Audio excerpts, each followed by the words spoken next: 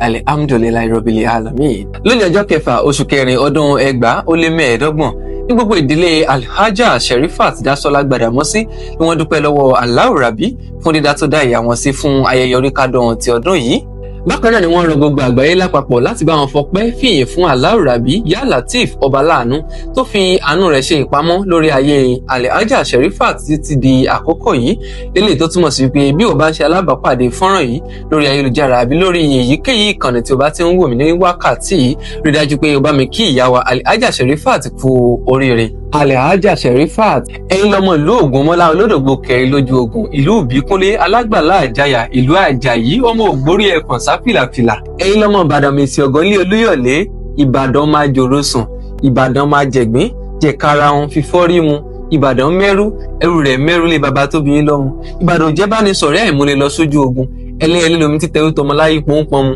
aṣíjèrè lómi àbùmùbù ẹ̀ńlẹ̀ Ìbàdàn. Ìbàdàn máa jòrò sùn, a kì í wáyé láì lárùn kankan lára, ti rí jàgbóró làrùn Ìbàdàn lé baba tó bí yín. Alhaja ìyá Àbíkẹ́ ìyá Kẹ́hìndé, lónìí ọjọ́ bí yín, mo tọrọ àlàáfíà fún yín, mo tọrọ àìsìkì fún yín, mo tọrọ ìgbéga fún yín, ẹ̀mí gígùn, ìfọ̀kànbalẹ̀, ànító àníṣẹ́kù, àlàáfíà, ìdùnnú, ayọ̀ láṣẹ Lédùmarè. Ikú ò ní gbọmọ pa lọ́wọ́ yín, ayé ò ní tẹ̀yìn gbèrú yín, ẹ ò ní fọwọ́ gbọmọ gbìn bí èbùsù, ìbànújẹ́ ó kéré ó tóbi kò ní jẹ́ ìpín yín, kò ní wọlé tọ̀ yín, ó ti ń da ó ti ń dùn, àìní da àìní dùn kò ní dé bá yín láṣẹ Ọlọ́run ọba. Alhaja, mo níbi tí yín bá wá ń já kẹ́ ẹ má mi kàn, ọmọ yín Umar Ọpẹ́yẹmí Adétúnjí ló ní kí n kì í ní gbèjègbèjọ, ó ní kí n kí yín fún ayẹyẹ ọjọ́ ìbí yín tẹ̀ ń ṣe lónìí, ó ní kí n sọ fún yín pé ẹ ò ní fàìsàn ṣàgbà láṣẹ Lédùmarè, bẹ́ẹ̀ lẹ ò ní fi kú ṣàgbà àwọn tó jẹ́ aṣíwájú yín, pé ọdún yìí kò ní jà ṣe mọ́, ẹ ó ṣe ọ̀pọ̀lọpọ̀ rẹ̀ lókè èèpẹ̀.